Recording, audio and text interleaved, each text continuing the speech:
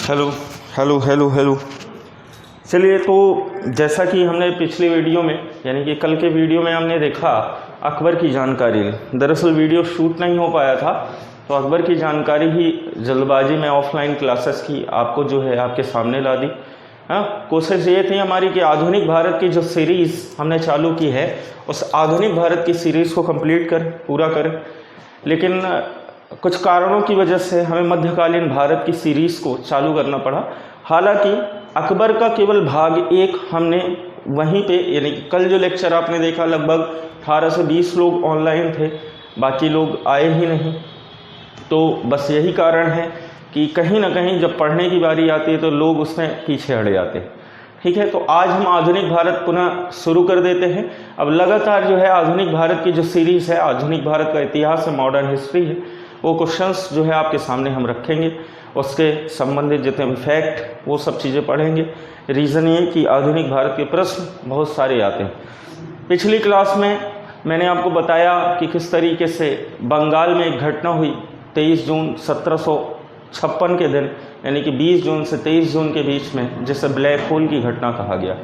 ये घटना सिराजुद्दौला द्वारा करवाई गई, बंगाल के नवाब थे। उसके बाद 23 जून 1757, ठीक 1 साल बाद प्लासी का युद्ध हुआ और इस प्लासी के युद्ध के पश्चात सिराजुद्दौला मारा जाता है। और देन उसके बाद जो बंगाल का नवाब बना वो मीर जाफ़र बना। मीर जाफ़र के बनने के बाद 1760 में मीर जाफ़र को भी हटाकर मीर कासिम, जो कि मीर जाफ़र का दामाद था, उसे राजा बनाया गया।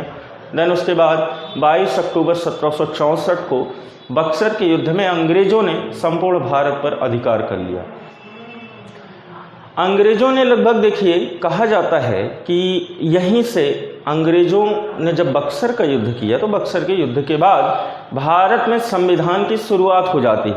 यानी कि संविधान का जो इतिहास है वो भारत में यहीं से शुरू होता है। लगभग हम ऐसा मानते हैं, इतिहास की बात है। कैसे कि 1764 लगातार यानी कि अंग्रेज़ों द्वारा युद्ध करते हुए अंग्रेज़ों के पास संपूर्ण पैसे जो है ख़त्म हो गए।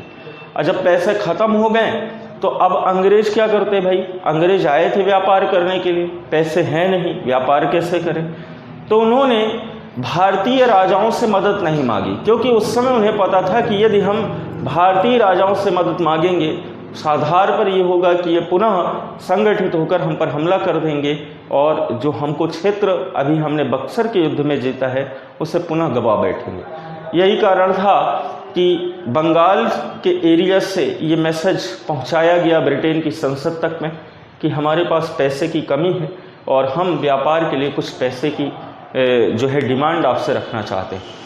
जो इंग्लैंड की संसद थी, इंग्लैंड की संसद ने कहा कि ठीक है, यदि आपको पैसे की आवश्यकता है तो हम आपको पैसे तो दे देंगे, लेकिन ध्यान रखिए आपको शासन हमारे अनुसार करना होगा। यानी कि जैसा हम कहेंगे वैसा ही आपको रूल जो है वहाँ पे लाना होगा।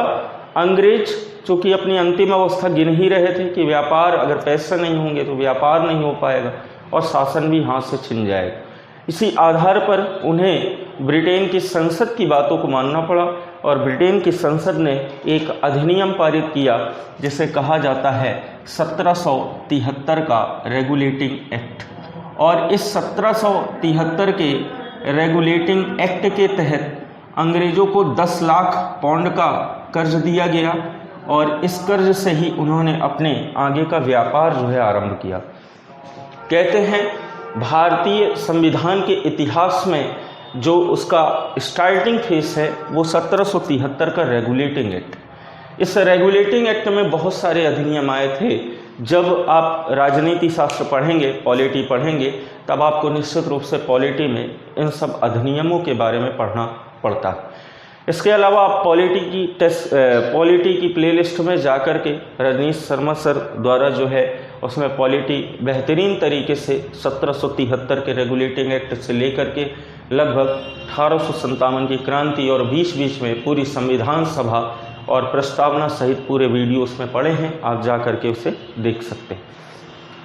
अब हम बात करते हैं कि 1773 के रेगुलेटिंग एक्ट के बाद क्या हुआ। अंग्रेज़ों को अब लगा कि देखिए शासन हमारे हाथ से छीने नहीं, इसलिए जो भी यहाँ पे टैक्स या रेवेन्यू जनरेट होता था वो ब्रिटेन की संसद को देना पड़ता था, क्योंकि उसने कर्ज लिया था और कर्ज तो पूरा करना ही पड़ेगा। इस आधार पर अंग्रेजों ने भारत को शोषण का एक केंद्र बनाया, यानी कि अंग्रेजी हुकूमत ने भारत को शोषण का केंद्र बनाते हुए जितना भी पैसा ऐंठ सके उन्होंने ऐंठा, और फाइनली ये हुआ कि भारतीय जनता ने आने वाले 100 सालों के पश्चात, ठीक प्लासी के युद्ध के 100 साल पश्चात, उन्होंने एक आंदोलन खड़ा कर दिया और एक जन क्रांति कर दी, जिसे भारत का प्रथम स्वतंत्रता संग्राम आंदोलन के नाम से जाना जाता है। तो आज मेरी इन बातों से आप समझ गए होंगे कि हमें किसके बारे में पढ़ना है, 1857 की क्रांति के बारे में। 1857 की क्रांति एक भारत के इतिहास में बहुत ही महत्वपूर्ण क्रांति रही है, क्योंकि अभी तक जितने भी लोग युद्ध कर रहे थे वो प्रायः अपनी सत्ता को बचाए रखने के लिए युद्ध कर रहे थे, लेकिन जो 1857 की क्रांति है वो भारत की जनमानस क्रांति मानी जाती है, जिसमें भारत की सत्ता को बचाए रखने के उद्देश्य से लोगों ने इस क्रांति को किया, इस क्रांति को जन्म दिया, और इसे भारत के प्रथम स्वतंत्रता संग्राम के नाम से जाना जाता है, the first war of Indian independence. तो आज उसी की चर्चा हमें करनी है कि ऐसी क्या परिस्थितियां इन 100 साल में बनी जिसके माध्यम से भारत में 1857 की क्रांति हो गई। तो चलिए एक एक कारणों पर हम चर्चा करते हैं। 1857 की क्रांति के प्रमुख कारणों में से बहुत सारे कारण ऐसे थे, जिसमें से राजनीतिक कारण, सामाजिक कारण, आर्थिक कारण, और इसके अलावा जो प्रमुख तात्कालिक कारण माना जाता है वो सैनिक कारण यानी सैन्य विद्रोह माना जाता है। कहते हैं कि एक जो चिंगारी का काम किया था वो सैनिक विद्रोह सैनिक कारण ने किया था। वो कारण ये था कि आप बचपन से ये चीज़ पढ़ते आ रहे हैं कि जो चर्बी युक्त कारतूस, जिस पे गाय व सुअर की चर्बी लगी हुआ करती थी, जो बारूद आता था उसे दांत से खोलना पड़ता था, और जो उसका थैला होता था, क्योंकि बारूद जो है वो कागज़ या पॉलीथीन में पैक नहीं किया जा सकता, तो उस बारूद को पैक करने के लिए चमड़े का प्रयोग होता था, और प्रायः वो चमड़ा गाय व सुअर के मांस से बना होता था, और यही कारण था जिसके वजह से सैनिकों ने विद्रोह कर दिया। परंतु इस चर्बी युक्त कारतूस में इतनी क्षमता नहीं थी कि ये इस 1857 की क्रांति को, यानी इतनी बड़ी क्रांति को जन्म देते। इसके पीछे कई सारे कारण हैं, आइए एक एक कारण को हम समझते हैं। सबसे पहला कारण हम समझेंगे, इसको अभी मैं मिटा रहा हूँ, 1773 का रेगुलेटिंग एक्ट। सबसे पहला कारण हम देखते हैं राजनैतिक कारण। पॉलिटिकल व्यू हम देखें तो राजनैतिक कारण क्या क्या था। तो राजनैतिक कारण में देखिए, सबसे पहला जो कारण माना जाता है वो माना जाता है आपका सहायक संधि व्यवस्था। लॉर्ड वेलेजली द्वारा सहायक संधि व्यवस्था लागू की गई, सब्सिडरी अलायंस के नाम से इसको हम जानते हैं। क्या थी सहायक संधि व्यवस्था, उसको बड़े ध्यान से समझिएगा। कहीं ना कहीं राजाओं के मन में असंतोष पैदा करने का ये एक बहुत ही महत्वपूर्ण कारण माना जाता है। कैसे? जब वेलेजली ने सहायक संधि व्यवस्था लाई, इस सहायक संधि व्यवस्था के तहत क्या किया उन्होंने कि अंग्रेजों की जो सेना थी वो भारतीय राजाओं को आधी सेना सौंप दी गई, और उनसे ये कहा गया कि ये आप आधी सेना का भरण पोषण करिए, यानी इनकी सैलरी की व्यवस्था, इनके खाने पीने और रहने की व्यवस्था ये आपको करनी है। और इससे यह होगा कि आने वाले समय में यदि कोई बाहरी आक्रमण होता है तो हमारी सेना आपका साथ देगी, आपको संरक्षण प्रदान करेगी, आपकी मदद करेगी। पहले तो राजाओं ने इस संधि को स्वीकार कर लिया, लेकिन कई समय पश्चात जब भारत पर आक्रमण हो नहीं रहे थे, अब सोचिए सेनाएं किसकी हैं? अंग्रेजों की। पाल पोस कौन रहा है? भारतीय राजा। तो पहले तो शासन भारत में अंग्रेजों का चल ही रहा है, बेचारे टैक्स जो है दे दे के भारतीय राजा परेशान हैं, और उनकी सेनाओं का भरण पोषण भी कौन कर रहा? भारतीय राजा कर रहे हैं। इससे क्या होता है कि राजा वर्ग संपूर्ण असंतुष्ट हो जाता है। असंतुष्ट होने की वजह से एक ये पहला कारण रहा है जिससे हमारे भारत के राजा जो है परेशान हो गए। दूसरा महत्वपूर्ण कारण, अभी हम 1857 की क्रांति को प्रीलिम्स या छोटे मोटे एग्जाम के तहत जो है देख रहे हैं, और ये जैसे सहायक संधि व्यवस्था अगर पूछी गई किसने लाई थी तो उनका नाम था आपका लॉर्ड वेलेजली। ठीक है, ये ध्यान रखें। इसके बाद हम देखते हैं दूसरा कौन सा कारण था तो दूसरा कारण था आपका डलहौजी की हड़प नीति, डलहौजी की हड़प नीति, और दूसरा कुशासन, बैड एडमिनिस्ट्रेशन के नाम से इसे जाना जाता है, कुशासन। और ये किसने लाया था? आपका डलहौजी। सबसे पहले डलहौजी थे कौन? भारत के, देखा जाए तो गवर्नर जनरल थे। भारत के गवर्नर जनरल के साथ साथ में इन्होंने हड़प नीति लाई थी। हड़प नीति जिसे डॉक्ट्रिन ऑफ लैप्स का नियम कहते हैं, दत्तक पुत्र निषेध अधिनियम इन्होंने ही लाया। अब ये दत्तक पुत्र क्या था? देखिए, हमारे वैदिक सभ्यता से ये बात पता है कि बहुविवाह का प्रचलन था। ये कहा जाता था कि यदि एक व्यक्ति पहला विवाह करता है, उससे उसको संतान उत्पन्न नहीं होती है, तो वो क्या कर सकता है? दूसरा विवाह कर सकता है। और यदि दूसरे से भी ना हो तो तीसरा विवाह। यदि उसको लगातार यानी संतान उत्पत्ति नहीं हो रही, लड़का नहीं हो रहा है, तो वो निश्चित रूप से विवाह कर सकता है। रीज़न ये कि व्यक्ति का जो अंतिम संस्कार या मुखाग्नि दी जाती है वो उसके बड़े पुत्र द्वारा दी जाती है। यदि उसके बाद भी आपको बच्चे नहीं हो रहे हैं तो आप गोद ले सकते हैं, दत्तक पुत्र इसे ही कहा जाता था। तो यहाँ पे डलहौजी ने दत्तक पुत्र निषेध अधिनियम लाया और कहा कि यदि किसी राजा ने किसी लड़के को गोद लिया है तो उस राजा की संपत्ति उसके लड़के को नहीं मिलेगी, यानी कि जो उस पिता की संपत्ति में पुत्र का जो हिस्सा है वो नहीं मिलेगा। और इसी आधार पर क्या है, इसने हड़प नीति को लगाते हुए कई सारे क्षेत्रों को अपने अधिकार में ले लिया। अंग्रेजों ने उन क्षेत्रों को छीन लिया। इससे क्या है, राजा वर्ग पूरी तरह से असंतुष्ट हो जाता है। इसके बाद कुशासन, यानी कुशासन की अगर हम बात करें तो कुशासन क्या था आपका कि जहाँ पे दत्तक पुत्र का कॉन्सेप्ट लागू नहीं हो पाया, नियम लागू नहीं हो पाया, वहाँ पे इसने कुशासन का आरोप लगाया। यानी रातों रात इसने अपने जो है सैनिक वहाँ पे भेज दिए और दंगे करवा दिए। और दंगे कराने के पश्चात स्वयं ही आरोप राजाओं के ऊपर मढ़ दिया कि आपसे शासन करते नहीं बनता है और इस आधार पे आपका क्षेत्र आपसे छीना जाता है। जैसे वर्तमान समय में किसान आंदोलन को आपने देखा होगा कि कुछ असामाजिक तत्वों को जो है बाहरी रूप से शामिल किया गया और उन्होंने किसान को बदनाम करने की कोशिश की। अभी कुछ ही समय पहले आपने ये न्यूज़ देखी होगी, ठीक।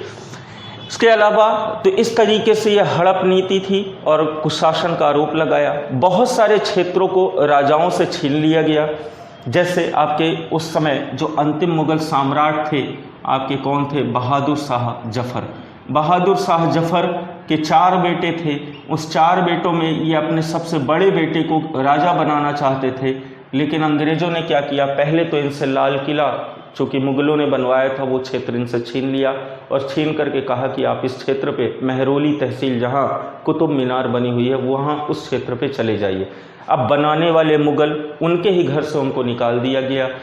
बेवजह का ये जिसे राजा बनाना चाहते थे अपने बड़े बेटे को, उस बड़े बेटे को ना घोषित करके इन्होंने सबसे छोटे बेटे को अंग्रेज़ों ने राजा बना दिया। इससे बहादुर शाह जफर इस बात से भी नाराज़ हो गए कि भाई ये हमारा निजी मामला है, इस निजी मामले में दखलंदाजी करने वाले अंग्रेज़ कौन होते। कई सारे अंग्रेज़ राजाओं को, चूँकि इनके जो पिता भी थे, हालांकि इनके पिता को क्या कर दिया गया, पिता को जो अकबर द्वितीय थे उनकी भी पेंशन वगैरह इन्होंने सीमित कर दी। 26 लाख रुपए वार्षिक महीना पेंशन कर दी, जिससे इनका जो खर्च वगैरह था, चूँकि राजाओं का खर्च बहुत ज़्यादा होता था, वो भी पूरा नहीं हो पाता था। जिसके तहत अकबर द्वितीय जो कि बहादुर शाह जफर के पिता थे, उन्होंने राजा राम मोहन राय को लंदन यानी कि ब्रिटेन भेजा था कि आप मेरे पेंशन इत्यादि बढ़ाने की बात रखिए। और वहीं पे राजा राम मोहन राय की 1833 में लंदन के ब्रिस्टल शहर में मृत्यु हो गई। क्योंकि जब हम राजा राम मोहन राय के बारे में पढ़ेंगे तो आपको उनकी संपूर्ण कहानी या गाथा पता चलेगी, ठीक है। तो हम देख सकते हैं कि राजनैतिक कारण ये मुख्य रहे हैं जिसकी वजह से भारतीय जनता और भारतीय राजाओं के मन में असंतोष पैदा हो गया। इसके अलावा भी कई ऐसे कारण रहे हैं, लेकिन मुख्य कारणों में हम इन बात में देख सकते हैं, जैसे हड़प नीति, कुशासन, दत्तक पुत्र निषेध अधिनियम के तहत नाना साहेब जो थे आपके, उनका क्षेत्र छीन लिया गया।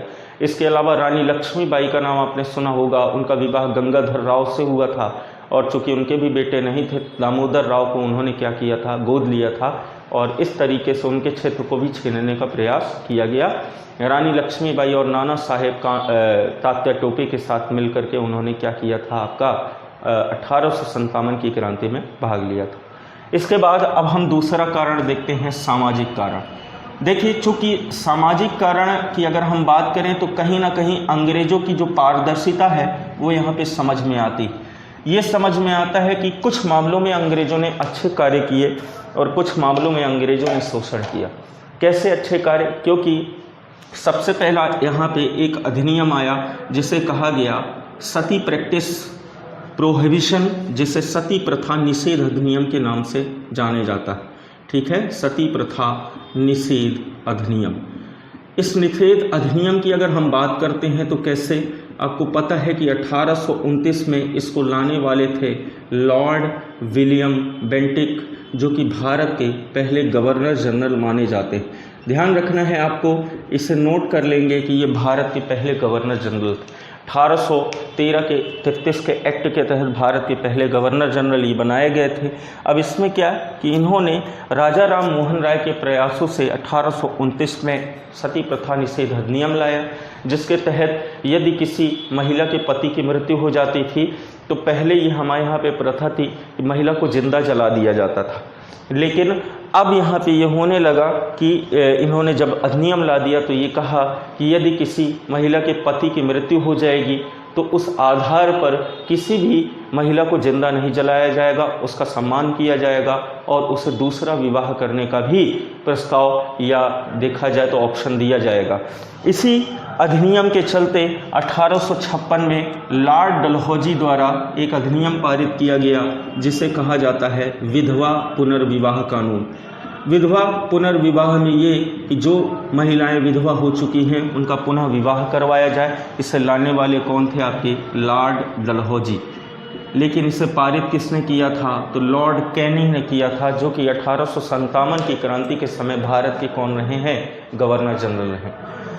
बात करते हैं समाज में। आपको पता होगा कि 1813 का एक चार्टर एक्ट आया था, जो राजनीति के इतिहास का एक चार्टर एक्ट है। मैं आपको उसके बारे में जानकारी दूंगा, अभी केवल हमें सुनना है। 1813 के चार्टर एक्ट के तहत यहाँ पे बड़े स्तर पर ईसाई मिशनरियों का भारत में आगमन हुआ, धर्म परिवर्तन कराया गया। क्योंकि चूँकि हमारा समाज ब्राह्मण, क्षत्रिय, वैश्य, शूद्र इन चारों देखा जाए वर्गों में बटा हुआ था, जिसमें शूद्र की जो स्थिति रही है बहुत ज़्यादा खराब थी, छुआछूत इत्यादि की प्रथा। धर्म परिवर्तन करने के पश्चात अंग्रेज़ों ने ये कहा, चूँकि अंग्रेज छुआछूत जैसी व्यवस्था को नहीं मानते थे, और उन्होंने ये कहा कि अब आप जाके किसी भी वर्ग को छू सकते हैं क्योंकि आप क्रिश्चियन बन चुके हैं। इससे भी भारतीय समाज जो है, ब्राह्मणों का औचित्य जो है खतरे में आ गया, अस्तित्व, और इसके अलावा क्षत्रियों का अस्तित्व। यहाँ पे ये कहने लगे कि इस तरह में हमारा पूरा समाज जो है एक हो जाएगा, दिक्कत हो जाएगी। तो इस तरीके से विरोध हुआ, जो कि काम तो अच्छा था उन्होंने किया, धर्म परिवर्तन के मामले में समाज विरोध में आ गया था।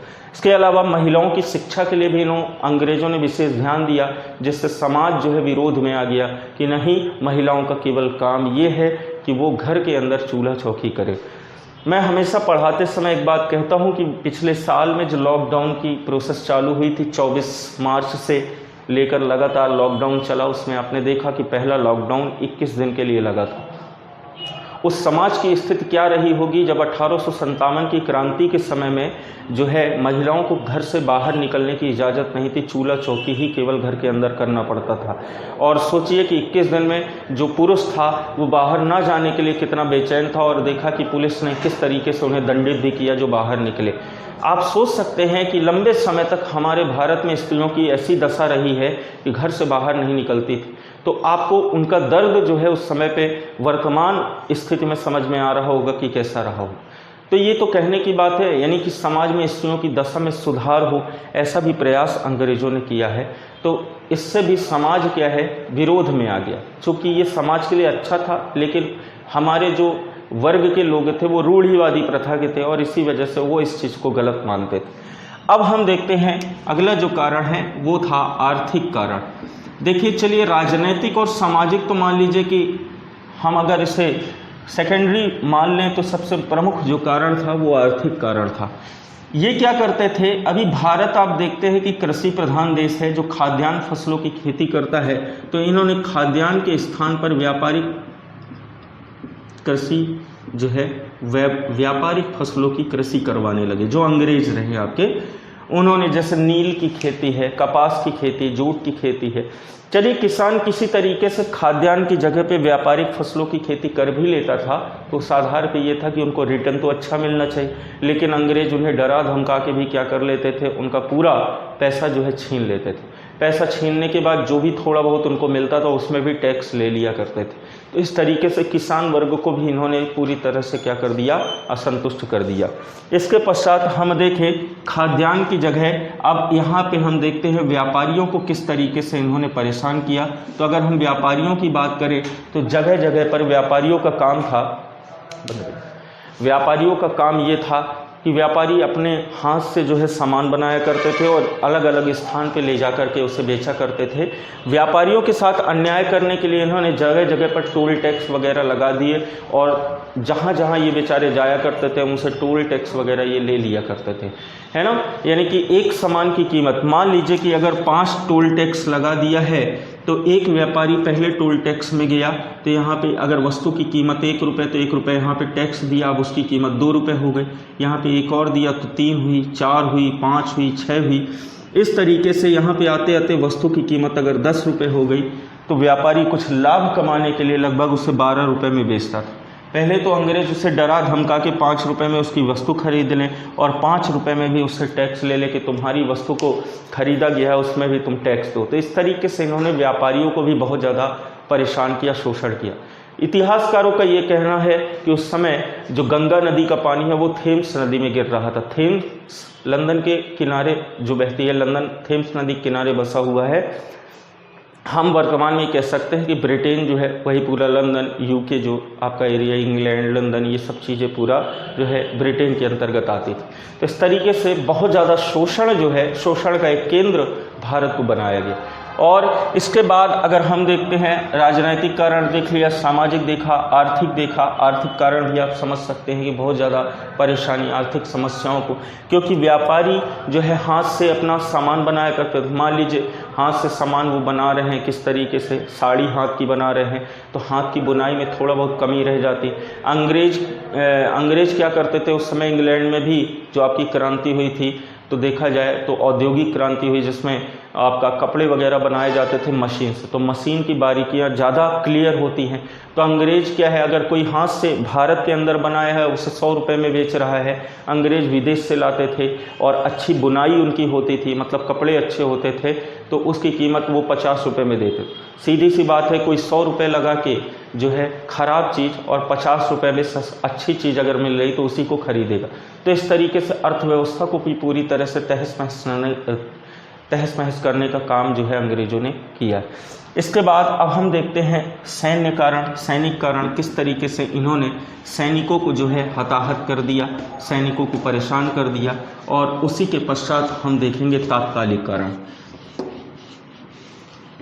अभी लगभग आपका 23 मिनट का वीडियो हो चुका है, बस 2 मिनट 3 मिनट में बता के इसे हम फिनिश करते हैं। 1857 की क्रांति के जो और भी किस तरीके से ये क्रांति की शुरुआत हुई उन सब चीज़ों को देखते हैं। यहाँ लगभग 5 मिनट और खींच के हम इस क्रांति को लगभग समाप्त करेंगे। एक लिस्ट कम्युनिटी टैब में डाल दी जाएगी, उस कम्युनिटी टैब से आप इस लिस्ट को भी नोट कर लेंगे कि अलग अलग क्षेत्र से कैसे कैसे राजाओं ने जो है शासन यानी कि इस क्रांति की शुरुआत की थी। ठीक है, अब देखिए चौथा था हमारा सैनिक कारण। उस सैनिक कारण की अगर हम बात करें तो सबसे पहले इन्होंने सैनिकों को असंतोष जाहिर करने के लिए इनके देखिए तो क्या क्या ऐसा इन्होंने किया। इन्होंने अपनी तरफ से अच्छा प्रयास किया। अंग्रेज़ों ने सैनिकों को बुलाया, कई सैनिक अपने धर्म के प्रति कुछ टीका लगा के आते थे, कुछ नहा के नहीं आते थे, कुछ कपड़े अच्छे नहीं पहने होते थे।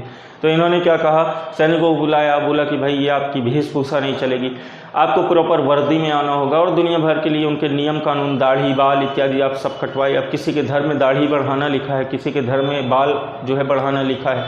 तो इस तरीके से सैनिकों को ये चीज़ों की समस्याएं होने लगी। अब जब समस्याएं होने लगी तो ये क्या करने लगे, अंग्रेज़ों का विरोध करने लगे। अब इसमें जो है जो व्यक्ति नहीं मानते थे तो उनको ये बाहर निकाल देते थे। इसके अलावा भारत के जो सैनिक होते थे उनको कभी प्रमोट नहीं किया जाता था, छोटे छोटे पदों में क्या करते थे, इन्हें भर्ती कर दिया जाता। किसी तरीके से ये जो है मान भी लेते हैं। बात की जाती है कि दिसंबर 1856 की बात है।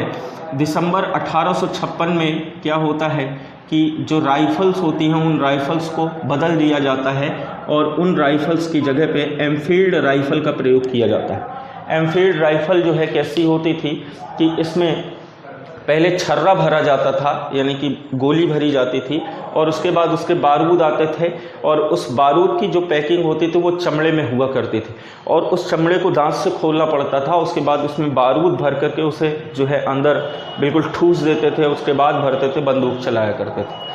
अब बात यहाँ पे बिगड़ती है कि सैनिक कारण तो मान लीजिए हुआ, तात्कालिक कारण अगर हम देखें तो तात्कालिक कारण ऐसा होता है कि वहीं पे खबर फैलाई जाती है कि एनफील्ड राइफल का जो बारूद आता है वो आपका गाय व सूअर के चमड़े की, गाय व सूअर की जो चर्बी होती है उसका बना होता है, जिसको दांत में खोलने से क्या हुआ कि उनकी भावनाओं को ठेस पहुंची। ये बात सबसे पहले कलकत्ता यानी कि बंगाल के दमदम में फैलती है और दमदम में फैलने के बाद ये मार्च जो है, मार्च के समय में कहाँ फैलती है, आपकी मार्च में बैरकपुर छावनी में फैलती है। किस मार्च को? लगभग 24 मार्च की बात है। 24 मार्च को बैरकपुर छावनी में जो है ये बात फैल जाती है। ये मेरठ में आपका पड़ता है।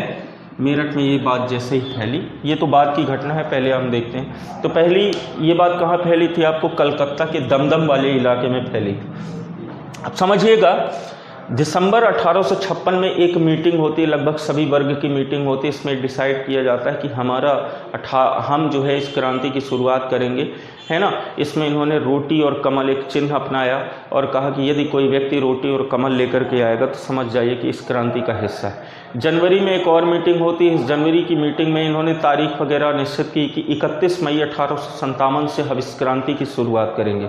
लेकिन वास्तव में ये क्रांति असफल रही है, लेकिन कहीं ना कहीं इसने भारतीय जनता के मन पे बहुत विशेष गहरा प्रभाव डाल दिया और ऐसा माना जाता है कि भारत की स्वतंत्रता के लिए पहला संग्राम किया गया था।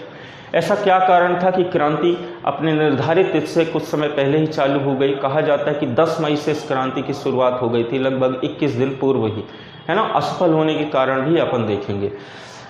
जनवरी में मीटिंग हुई, तारीख वगैरह निश्चित हो गई। 24 मार्च को जब ये बात मेरठ में फैलती है तो उस समय पे मंगल पांडे करके एक सैनिक रहे हैं और उनके कई सारे मित्र वहाँ पे रहे।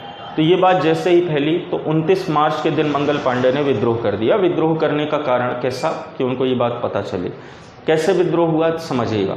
उस समय पे जैसे आपने स्कूल में अटेंडेंस दी होगी, नाम बोला जाता है, प्रेजेंट सर, यस सर, ऐसे करके अटेंडेंस देते हैं। उस समय पे जिसकी भी अटेंडेंस ली जाती थी उसमें ये होता था कि भाई उसको जो है अपने नाम से फायर करना होता था और जैसे किसी का नाम लिया गया वो अपने नाम से फायर करता था। जब मंगल पांडे का नाम लिया गया तो मंगल पांडे ने फायर नहीं किया। उस 2-3 बार उनका नाम लिया गया। उसके बाद उसी समय जो है बाग, चूँकि उस समय अटेंडेंस कौन ले रहा था? बाग नाम का व्यक्ति।